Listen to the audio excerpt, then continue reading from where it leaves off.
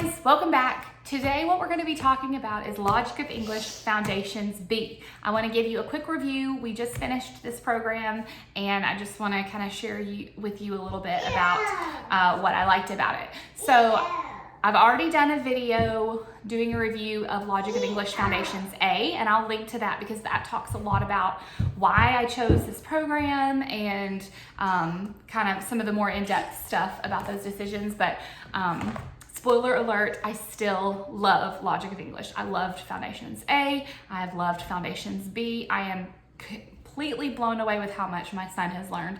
When we started kindergarten last year, he knew his letters. Like he could recognize A, B, C, D, but he didn't know what sounds they made. And he wasn't reading any words other than a few that he kind of had memorized, like mommy, daddy, zoo, dog, like just a very few. And so that was where we started. We started with very little background knowledge. By the end of the year, so after going through Foundations A and B, he is reading so well. I mean, he's not fluent by any means, but he can very easily sound out words that I never would have imagined a kindergartner could figure out, but because he knows all the phonogram sounds, he's able to sound them out even if he doesn't recognize it on sight.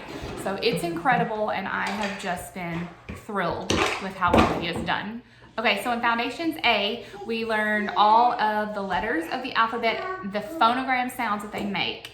And then we also learned how to write all of the lowercase letters. We chose cursive. You could also choose manuscript. Now in Foundations B, you're going to learn all of the letters, how to write them in uppercase. Again, cursive or manuscript. We did cursive. And you begin to learn multi-letter phonograms. So when I say multi-letter phonograms, what I'm talking about is things like SH says sh, TH says ER says So you learn several of them, maybe 20 or so. I didn't count them before the video, but you learn a bunch of multi-letter phonograms to help them start reading. And again, that's what I love so much about Logic of English, is that this is not teaching a ton of sight words. It's teaching them how to decode each word. So even if it's a large word that they don't recognize on sight, they can sound it out and figure out what it's supposed to say because they know the phonograms and they know the rules of how English is written, how the words are structured. So it is an incredible program. So some of the other things covered in B, besides just writing your uppercase letters and learning the multi-letter phonograms, you learn about vowels. You learn about silent E at the end of words and what it does and why it's there. You learn several different rules about when to use specific letters or phonograms. Certain like English words don't end in certain letters. So just various rules that they learn throughout.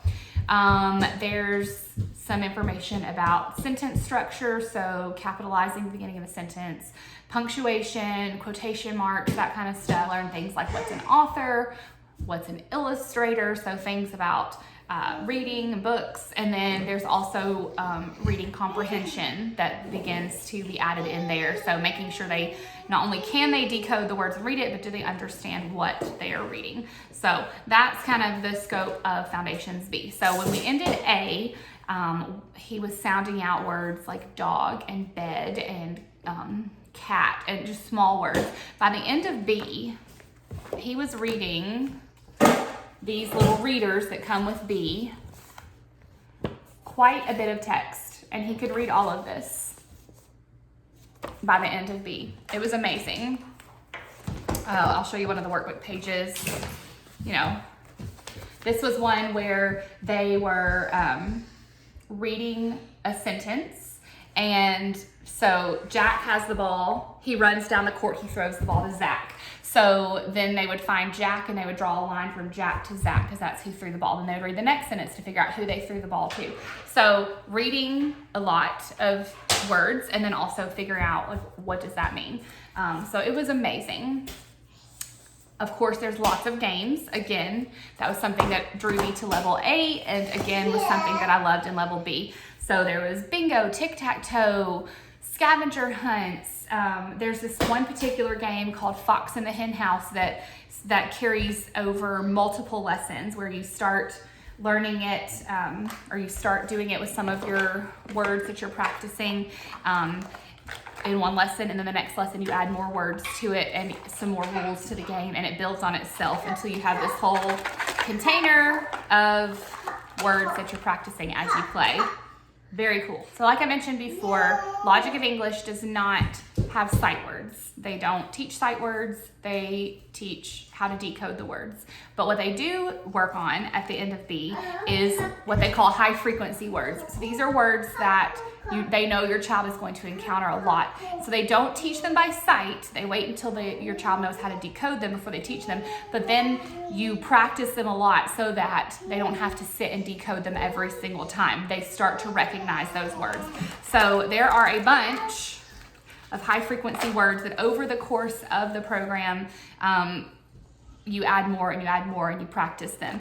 These come in the workbook. What I do personally is I laminate the pages and cut them out so that they're more sturdy and durable so that they can last longer. And then I put them in this little container, which got this from Dollar Tree, but I keep all of the high frequency words in there so that whenever we're ready to play a game, we have those ready to go. And so that's just a tip I would recommend laminating them, cutting them out. That way they last longer. If you've already done Foundations A and you're ready to move to B, you only have to get a few things for Foundations B. Obviously, the teacher guide and the student workbook. There's Whistling Whales, the little picture book that teaches the new phonograms, just like Doodling Dragons in A. And then there are 2 sets of readers that go along with the lessons that you'll want to get. Everything else, your phonogram cards, your game cards, the phonogram tiles, all that stuff that was used in A also contains the stuff needed for B. Now, if you're not sure what any of that is, maybe if you're starting Foundations B for the first, like without doing A, go watch my other video and that shows you all the other components that come with it. But it's the same from A to B, which is nice. You don't have to add on a whole bunch of stuff. If you're not sure whether to start with Foundations A or Foundations B, I'm not an expert. I'm not trying to advise you for your child. There are some placement tests on the Logic of English website you can check out. But personally, my opinion is, unless your child already is very strong in their phonograms, I would go ahead and do A. You could go through it very quickly. I know a lot of times people are like, oh, my child already knows how to read some things, and they know like short A, long A, we're gonna move on to B. And that's fine. I'm sure that that's successful for them. But like, I feel like A lays a really strong foundation. I feel like most kids do not know broad sounds. Most kids don't know all the phonogram sounds for all the letters, because I've never seen another program that teaches it like this. And again, I'm not an expert.